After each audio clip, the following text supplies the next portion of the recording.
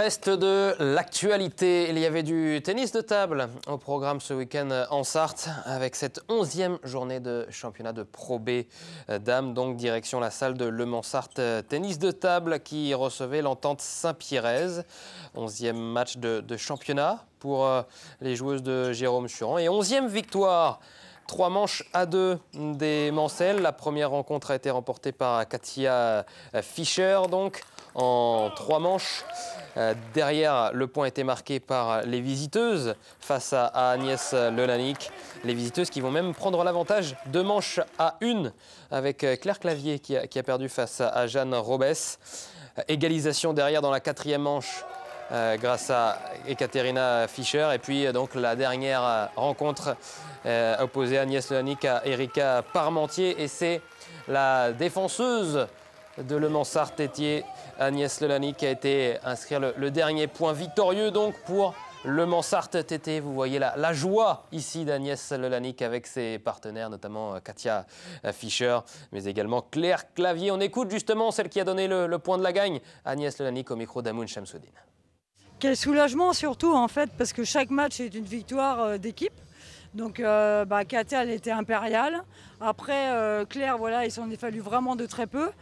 Et moi, voilà, j'ai pu finir. Après, on a quand même eu la chance d'avoir une équipe qui n'est pas forcément l'équipe la plus forte qu'ils mettent souvent sur le papier. Donc c'est quand même un avantage.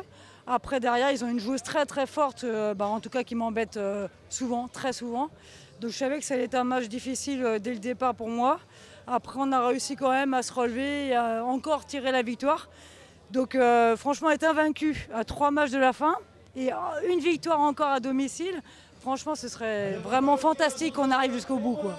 Voilà, 11 matchs, 11 victoires pour Agnès Lelanic et ses partenaires. Il reste d'ailleurs 3 matchs aux Sartoises d'ici la fin de la saison. Le prochain match, ça sera face au deuxième, Lille Métropole. Ça se déroule ce week-end. Du rugby à présent, début des playoffs pour le rugby club du Mans. Objectif la montée en Fédéral 3, le 6e échelon français. Playoff d'ailleurs aux allures de mini-championnat dans lequel on retrouve 4 clubs de la région, donc Nantes, Cholet, Clisson et Le Mans. Les joueurs de Yann Boulaya recevaient ce dimanche le Vélosport nantais au stade Auguste Delaune et le RCM s'en est bien sorti donc dans ce match très serré. Vous avez vu le premier essai Manceau, l'œuvre de Marian Lupu, la transformation derrière d'Étienne Bouvarel, même si les visiteurs ont inscrit le deuxième essai avec Paul Risbeck, la transformation derrière de Théo Protet à la 35e minute de jeu. Il y aura un essai Manceau avec Étienne Bouvarel. Avant donc la pause, la mi-temps, les acteurs de la rencontre se quittent sur le score de 12-10 avec 2 points d'avance en faveur des Sartois au retour des vestiaires. Un nouvel essai pour les joueurs de Yann Boulaya avec cet essai d'Étienne Bouvarel qu'il a lui-même transformé. Et puis 4 minutes plus tard, un nouvel essai des Manceaux, celui de Lilian Rouquayrol, donc transformé par Étienne Bouvarel.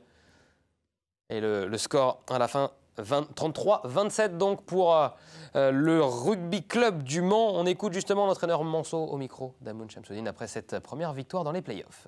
On n'avait pas joué depuis un moment, ça faisait plus d'1 mois qu'on n'avait pas été sur les terrains. Alors on a eu une bonne prépa, mais il n'y a rien qui remplace la compétition.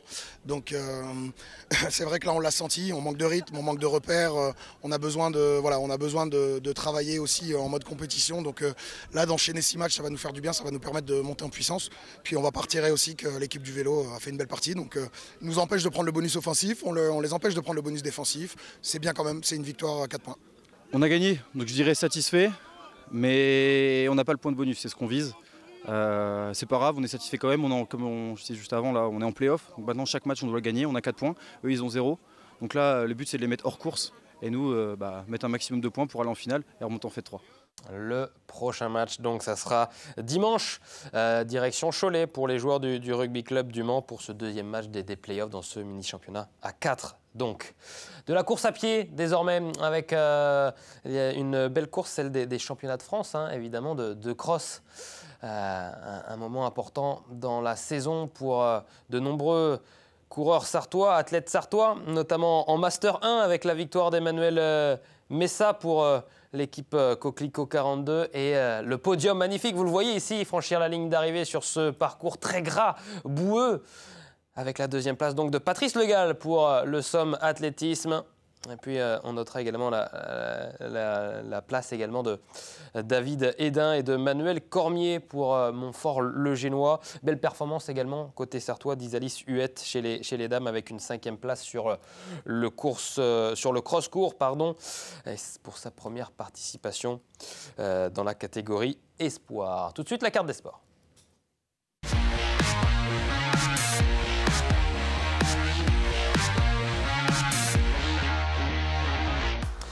Un programme donc cette semaine et ce week-end en Sarthe, même si on en reparlera en dernière partie d'émission. Il y a du karaté, du rugby, de la course à pied et de l'automobile. Du côté de la Ferté-Bernard, on va voir ça dans un instant. Mercredi, il y a donc du karaté avec une semaine exceptionnelle, hein, toute la semaine à partir de mercredi, donc organisée par le Samouraï 2000, avec à l'occasion de la Journée internationale des droits de la femme, plein d'animations, de sensibilisation également du côté donc de la salle de Samouraï 2000, avec des inscriptions toujours disponibles, des initiations vous seront également proposées. Vendredi, ce match, on en parlait il y a quelques instants, match très important donc pour les Manceaux, le 3e match de Mathieu Chabert qu'on a reçu il y a quelques instants, le Mans FC donc face à Martigues, l'actuel 3e de ce championnat de national. Martigues qui est une des équipes qui propose le plus beau jeu, et le Mans FC sur ces derniers matchs, c'est assez intéressant ce qu'il nous propose, donc n'hésitez pas à prendre vos places pour cette rencontre au stade Marie-Marvin, coup d'envoi de la rencontre à partir de 19h30. Et attention, et la belle aussi, le joli geste, c'est les places offertes pour les femmes en cette semaine, évidemment très symbolique. À la Ferté-Bernard, donc, on en parlait de sport automobile avec le 24e slalom automobile de la Ferté-Bernard. Ça se passe samedi et dimanche, place du Général de Gaulle, avec l'entrée gratuite. Et vous avez les essais samedi et puis la course, ça c'est le dimanche. L'épreuve compte pour la Coupe de France des slaloms. N'hésitez pas à aller voir cela du côté de la Ferté-Bernard. Il y a également du Turbo Kick Power organisé encore une fois par le Samouraï 2000, ça c'est samedi. Dimanche, du rugby avec donc la Régionale 2 pour le COP.